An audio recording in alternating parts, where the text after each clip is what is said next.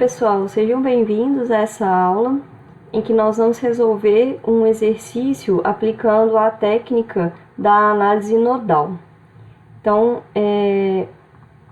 o exercício dado apresenta um circuito com duas fontes e quatro resistores, na verdade, e a gente precisa encontrar as tensões em todos os nós do circuito, as quedas de tensão nos resistores e as suas correntes. Então, nós vamos usar esse método que é a análise nodal. O primeiro passo para a aplicação desse método é nomear todos os nós, ou numerar todos os nós do circuito. Então, eu vou começar aqui fazendo isso e vou colocar, atribuir números de 1 até, a gente vai ter aqui 5 nós. Então, vou começar aqui pelo nó 1, esse aqui vai ser o nó 1. Esse nó central eu vou chamar de nó 2, nó 3, aqui nós temos o nó 4 e aqui o nó 5. Observem que o nó 5 é um nó distribuído e então a gente tem que lembrar que todos esses 3 pontos são referentes ao mesmo nó. Tudo bem? Então, esse é o primeiro passo, é reconhecer e numerar os nós do circuito. Tendo feito isso, a gente vai, então, escolher um dos nós para ser o nosso nó de referência. Aqui eu vou escolher o nó 5, que é esse nó distribuído aqui de baixo, e vou colocar, então, vou considerar que esse nó tem a referência de 0 volts. Então, eu vou colocar aqui o símbolo de terra para mostrar essa escolha. Então, nós sabemos que o nó de referência, vou colocar aqui, o nó de referência é o nó 5. Portanto, a gente sabe, então, aqui é nó 5. Nó 5. Portanto, a gente vai considerar que o potencial nesse ponto então, o V5, ele vai ser 0 volts. Isso aqui é a nossa referência. Depois disso, para a gente construir e fazer a análise do circuito, nós precisamos analisar cada um dos outros 4 nós, né, exceto o nó de referência. Então, nós vamos analisar todos esses nós e encontrar expressões que relacionem esses potenciais que a gente desconhece no circuito. Então, o que eu vou fazer aqui é, nó por nó, fazer essa análise. Então, eu vou começar aqui para o nó 1. Então, para o nó 1, o que a gente vai ter? No nó 1, olha só, nós já conhecemos, existe uma fonte de tensão que vem do nó 5, que é o potencial de referência, ao nó 1. Então, o exercício ele dá uma informação direta sobre o potencial entre V1 e V5. Então, a gente pode escrever justamente isso, olha, V1, que é o potencial desse nó, menos o potencial desse nó de referência, é exatamente essa tensão da fonte. Se nós medíssemos, né, então vou colocar aqui, assim, a princípio, o V1,5, que é a diferença de potencial de 1 para 5, pode ser escrito como um V1 menos um V5. E se a gente medisse essa diferença, o que nós faríamos? Nós colocaríamos a ponta de prova vermelha aqui no positivo, a ponta de prova vermelha no primeiro ponto aqui onde eu estou medindo, não é isso? Que coincide então com o positivo da fonte, e a ponta de prova preta ela vai no segundo ponto aqui onde eu estou medindo, ok? Porque eu quero medir a diferença de potencial de 1 para 5, então eu adoto essa ordem. Portanto, se nós observarmos o potencial positivo ele está sendo medido com a ponta vermelha e o negativo com a ponta preta. Por isso, o voltímetro vai informar uma tensão de 12 volts positivo, ok? Então, a gente sabe que, como a gente sabe que o nó, então vou reescrever aqui, olha, V1 menos V5, como a gente sabe que o V5 é 0 volts, a gente já pode substituir aqui o zero de uma vez, ok? Com isso, olha, nós já temos a informação do potencial V1 referente ao nó 1. Então, a gente já sabe que isso aqui vale 12 volts, ok? E aí, a gente segue com a análise dos outros nós. Para o nó 2, vai ser um pouquinho diferente. Então, vou fazer aqui a análise para o nó 2.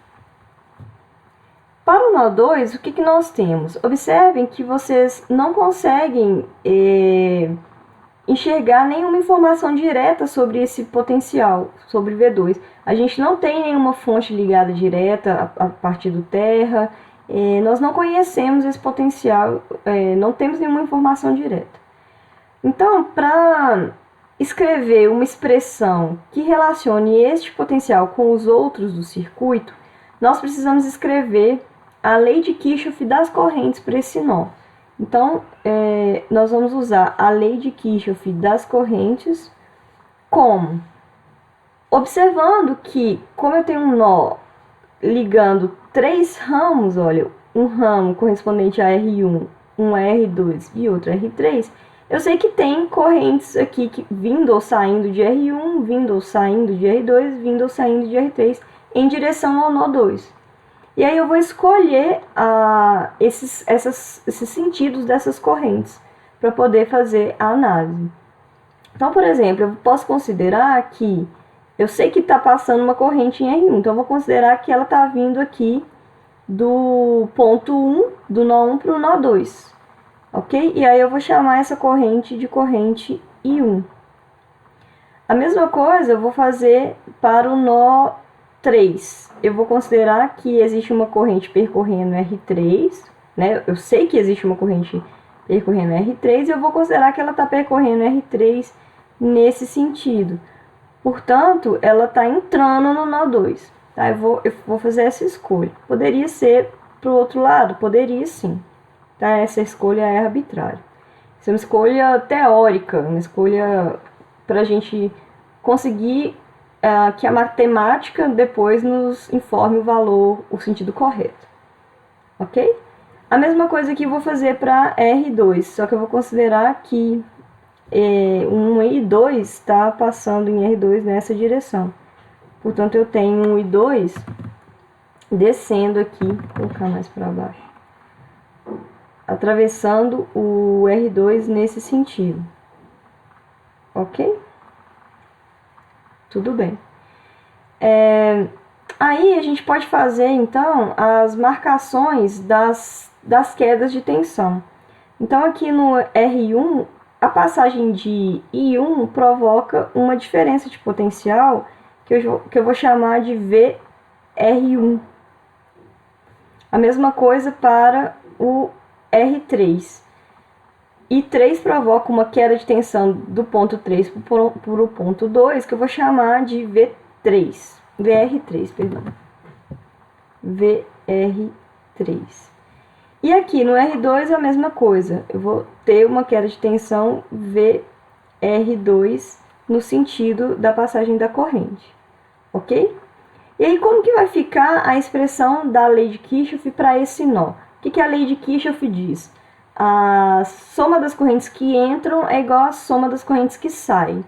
Ou a gente pode escrever todas as correntes que entram com o sinal positivo no somatório e a corrente que sai com o sinal negativo, e a soma, né, o resultado tem que ser 0.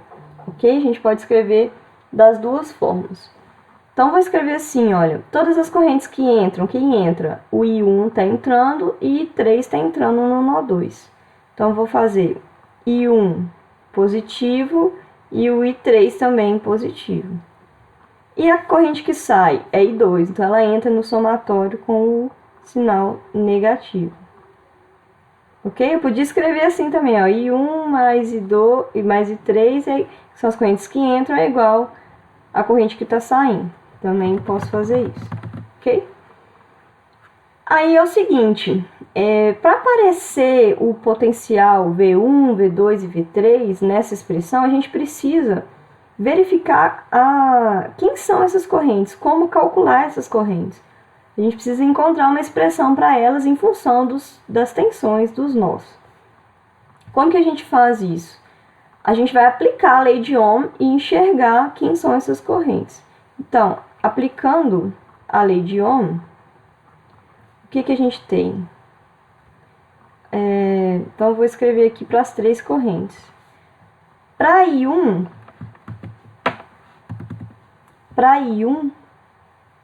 nós podemos observar aqui, olha, quem é I1? Vai ser a queda de tensão VR1 dividido pela corrente, né? A tensão no resistor dividido pela corrente, pela resistência. Então, a corrente é a tensão sobre resistência. Qual tensão? VR1. Resistência R1. Mas nós sabemos que quem é o VR1, essa diferença de potencial? É a diferença entre quais pontos? Entre o ponto V1 e o ponto V2. Então, a diferença de potencial, a DDP VR1, ela é um V no ponto 1 menos o V no ponto 2. E é isso que eu vou escrever aqui. V1 menos V2. Ok? Dividido, então, pelo resistor R1. A mesma coisa eu vou fazer para as outras correntes. Então, eu vou ter um I2. O meu I2 vai ser um VR2 também sobre a resistência, né? Tensão, queda de tensão ou diferente potencial sobre resistência, é igual a corrente, lei de Ohm. E o VR2 é quem? É a tensão no nó 2 menos a tensão no nó 5. Então, vou escrever isso. V2 menos V5 sobre R2 vai me dar essa corrente. Mesma coisa para o I3. I3 vai ser VR3 sobre R3. Isso aqui vai me dar um VR3 que é V3 menos V2 sobre a resistência em questão, que é o R3. Então, eu apliquei a lei de Ohm, faltou um M aqui, para escrever uma expressão para as correntes em que apareçam os potenciais dos nós desconhecidos, que é o que a gente vai calcular primeiramente. Então, se nós aplicarmos essas expressões na lei de Kirchhoff, a gente vai obter o seguinte, ó, quem é o I1? O I1, então, vai ser um V1 menos V2 sobre R1. Aí eu vou ter mais I3, que é V3 menos V2 sobre R3, menos o I2, que é V2 menos V5 sobre R2. Isso tudo aqui tem que ser igual a zero. O que a gente pode fazer para organizar essa expressão é juntar os termos, todos os termos com V1, todos os termos com V2 e todos os termos com V3, para deixar mais enxuta a equação. Observem também que aqui aparece o V5, olha. O V5 é a tensão no nó de referência. E a gente já sabe que essa tensão ela vai ser 0 volts. Então, a gente já pode substituir 0 aqui também, direto. Ok? Então, vou desmembrar a expressão para a gente organizar melhor. Então, ó, V1 sobre R1, esse termo vira V1 sobre R1 menos V2 sobre R1. Esse termo vai virar V3 sobre R3 menos V2 sobre R3. E esse termo vai virar menos V2 sobre R2 menos com mais V5 sobre R2. Porém, a gente sabe que isso aqui, o V5 é igual a zero. Então, isso aqui já vai sair da nossa expressão para o nó 2. Ok? Aí eu vou isolar aqui todo mundo a princípio os termos que estão multiplicando V1. V1, olha, a gente só tem um termo, que é esse primeiro termo aqui. Então, eu vou colocar aqui 1 sobre R1 está multiplicando a tensão V1. Quais os termos que tem V2? Esse termo e esse termo. E aí a gente vai escrever, olha, quem tá multiplicando V2? É menos 1 sobre R1, então eu vou colocar V2 em evidência. Menos 1 sobre R1, menos 1 sobre R2 e menos 1 sobre R3. Todo mundo aqui, né, se eu coloco o V2 em evidência, eu tenho essa soma desses termos. E sobra, então, o V3. O V3, a gente só tem um termo com V3, e aí a gente pode escrever aqui, ó, mais 1 sobre R3 está multiplicando o nosso V3. Isso aqui vai ser igual a zero. Então, a gente encontrou uma expressão, observem que a gente encontra uma expressão onde a gente consegue relacionar V1, V2 e V3, ok? Então, a gente precisa fazer a mesma coisa para o nó 3 e para o nó 4. Partindo, então, para a análise do nó 3, o que nós vamos ter? Observem que aqui o nó 3 ele liga um ramo que é composto pelo resistor R3 e o outro ramo que é composto pelo resistor R4. Então, a gente já tem marcado aqui no R3 uma corrente 3 nesse sentido. A gente pode considerar, então, uma outra corrente I4 num sentido também arbitrário, que eu vou fazer dessa maneira. Vou considerar que ela está indo do nó 4 para o nó 3.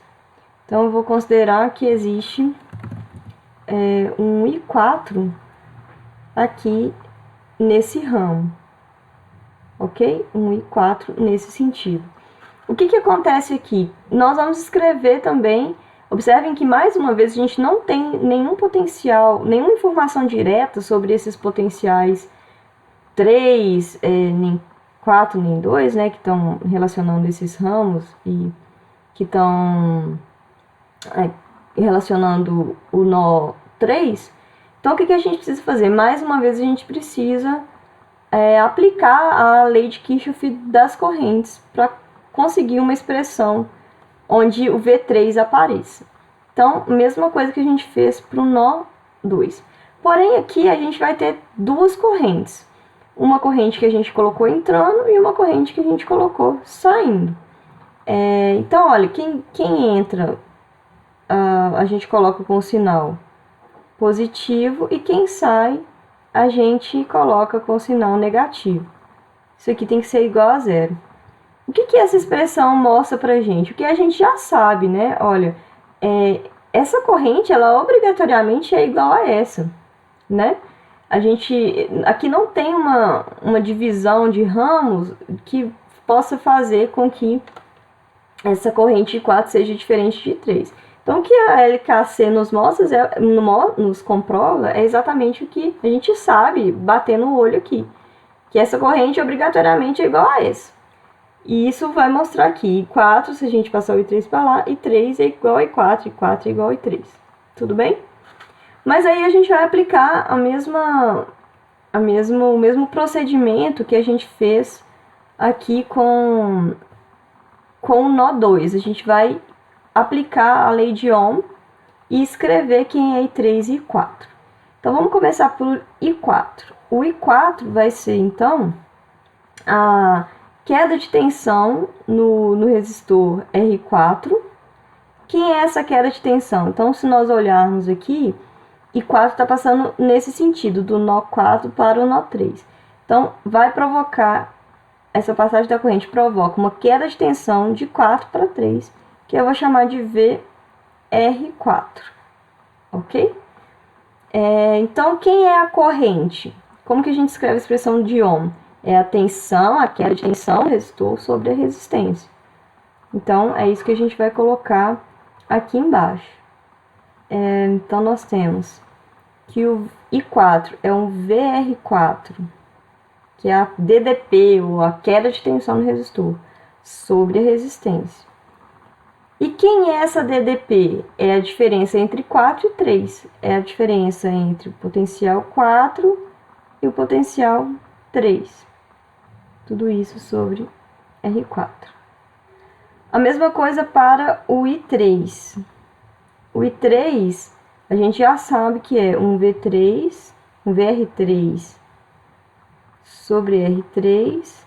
E isso aqui vai ser um V3 menos V2 sobre R3, ok? E aí a gente vai substituir lá na expressão da LKC. A gente poderia separar aqui, né? E lembrar que isso aqui são as expressões da lei de Ohm. E nós vamos substituí-las na lei de Kirchhoff, das correntes. Então, o que nós vamos ter? Nós teremos um V4 menos V3 sobre R4, né, referente a I4, menos um V3 menos V2 sobre R3, isso aqui igual a zero. Aí eu vou fazer a mesma coisa que eu fiz para o nó 2, tá? Eu vou reorganizar da mesma maneira. Bom, então foi feito aqui a reorganização da expressão para o nó 3. E aí, observem que aparecem nessa expressão o potencial desconhecido V2, o V3 e o V4, ok? E aí a gente vai partir para o último nó, que é o nó 4, para a gente conseguir mais uma expressão para o nosso sistema. Então, observando aqui, vou separar também a área aqui para o nó 4. Aí, o que a gente tem? Para o nó 4, a gente pode escrever a seguinte coisa. Observem que o nó 4 vai ser parecido com o nó 1, tá? Então,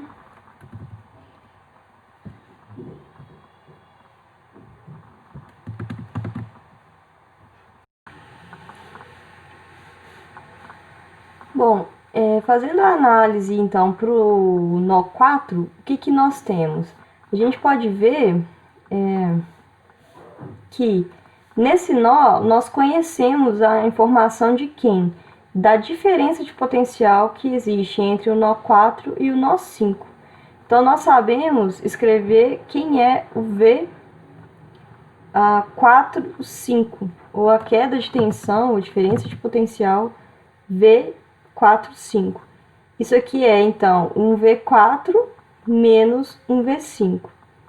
Se nós quisermos medir essa diferença, nós temos que ligar a ponta de prova vermelha aqui no ponto onde eu estou considerando o ponto de maior potencial, que é o ponto 4, e a ponta de prova preta no ponto que eu estou considerando, que é o ponto de menor potencial. Então, eu vou fazer isso. Vou lá, como se eu estivesse medindo aqui, colocando a ponta vermelha e a ponta preta, ok? Aí a gente vai escrever o seguinte, olha, o V4 menos V5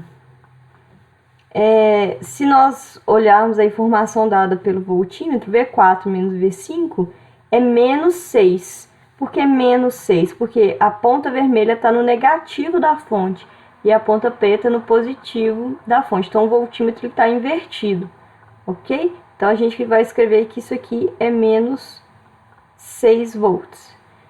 Como a gente sabe que o V5 é 0 volts, é a nossa referência, a gente vai escrever então que o V4 menos 0 é menos 6. Então, o V4 é menos 6 volts. Ok? Nós poderíamos escrever da seguinte maneira também. Se nós desejássemos enxergar quem é o V5,4, uma diferença de potencial entre 5 e 4, nós ligaríamos as pontas de prova de maneira invertida. Então, o que a gente teria? A gente teria aqui, em vez da ponta preta no positivo, a gente teria uma informação trocada. Como assim? Então, olha, V5,4 é um V5 menos V4. V5 menos V4. Então, se eu quisesse medir isso aqui, o que a gente faz? Vermelha aqui e preta aqui, nesse nó. Então, vou fazer isso, ó. Vermelha, preta. E aí eu sei que o V5 menos V4 me daria uma informação de 6 volts, porque agora eu tô com a ponta vermelha no positivo e a ponta preta no negativo. Isso aqui é 6 volts. Então, observem que V45 é o contrário de V54. É a polaridade invertida. Tudo bem? Mas, para nossa análise, a gente conseguiria o mesmo resultado aqui. Porque a gente sabe que o V5 é 0. Então, a gente sabe que menos V4, através dessa expressão, isso aqui é 0, né? Menos V4 é 6. Consequentemente, a gente chegaria no mesmo V4 igual a menos 6 volts que a gente tem na primeira opção aqui. Tudo bem? Então, pode ser aqui também. Muito cuidado só com esse sentido de medição. Sempre que eu quero medir uma tensão, uma diferença entre dois pontos, e aí eu escrevo essa diferença dessa maneira, eu vou colocar a ponta vermelha no ponto que eu estou considerando de maior potencial. E vice-versa. E aí a informação do voltímetro ela vai me dizer né, se eu estou medindo corretamente, se está medindo diretamente ou o voltímetro está invertido. Ok? Bom, na sequência nós podemos escrever um sistema de equações, sendo que cada equação é a equação fornecida pela análise dos 4 nós que nós conseguimos anteriormente. Então, eu coloquei aqui, reescrevi as quatro expressões. Nesse próximo passo, eu já substituí os valores das resistências e reagrupei, tirei os mínimos e simplifiquei, né, as expressões, principalmente aqui de 2 e 3, das equações 2 e 3. No próximo passo, o que eu fiz foi substituir V1 e V4 nas expressões 2 e 3. Então, esse valor a gente já tem, que é o valor de V1. Então, eu substituo o V1 nessa expressão, a expressão 1 na 2, e a expressão 4 na expressão 3. E aí a gente consegue chegar nesse próximo passo. Observe, então, que nós reduzimos o circuito para um circuito com duas incógnitas, V2 e V3. E aí eu reagrupei, reorganizei também as duas expressões e cheguei nesse passo. Aqui é simples, vocês podem resolver o sistema da maneira que vocês preferirem, por substituição, ou como eu fiz aqui, eu multipliquei essa equação de baixo por menos 7, somei as duas equações, enfim. Qualquer método de resolução de sistemas pode ser usado. Com isso, a gente chega nos valores de V2 e V3, que eram dois valores desconhecidos. Então, a gente já tem o valor de V1 e V4 e completamos com o valor de V2 e V3. A partir do valor de V2 e V3, nós podemos escrever e calcular as correntes I1, I2 e I3. E também as diferenças de potencial nos resistores. Então, I1, a gente já sabe que é VR1 sobre I1, sobre R1. O VR1 vai ser V1 menos V2, que eu posso colocar aqui ao lado o resultado, dividido por 8, e aí a gente tem a corrente I1. A mesma coisa para as correntes I2 e I3.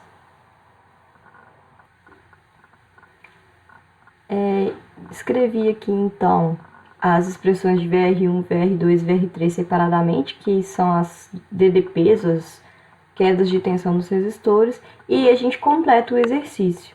Então, recapitulando, o que nós fizemos foi o seguinte: foi dado um circuito com mais de 2 fontes, enfim, a gente não conseguiria usar nem o método de circuito equivalente, nem nenhuma associação. E aí, a gente tem que usar uma outra técnica, nós escolhemos a técnica da análise nodal. Fizemos a marcação de todos os nós do circuito através de números, escolhemos o nó de referência e para cada nó nós fizemos a análise e encontramos uma expressão que relacionava a tensão nesse nó, o potencial nesse nó, né? E relacionávamos então o potencial nesse nó com os outros potenciais do circuito. Em alguns nós a gente teve uma expressão direta para esse potencial, por exemplo, aqui no caso do nó 1, a gente já conhecia a diferença entre o V1 e o V5, por exemplo, mas para os outros dois nós aqui, 2 e 3, a gente escreveu a lei de Kirchhoff das correntes, porque nós não tínhamos nenhuma informação mais direta, e aí a gente precisava escolher e verificar, né, na verdade, a lei de Kirchhoff das correntes para esse nó. Então, nós escolhemos as correntes entrando ou saindo dos ramos conectados pelo nó, aplicamos a lei de Ohm e chegamos numa expressão onde as incógnitas são os potenciais desconhecidos, ok? A mesma coisa que foi para o nó 4 e então, por fim, nós chegamos num sistema de equações com 4 incógnitas e 4 equações. Aqui a gente já tinha o valor de 2 das incógnitas, então nós reduzimos o sistema para um sistema com 2 incógnitas e 2 equações, e aí a gente consegue resolver da maneira mais conveniente. Então é isso, pessoal. Muito obrigada.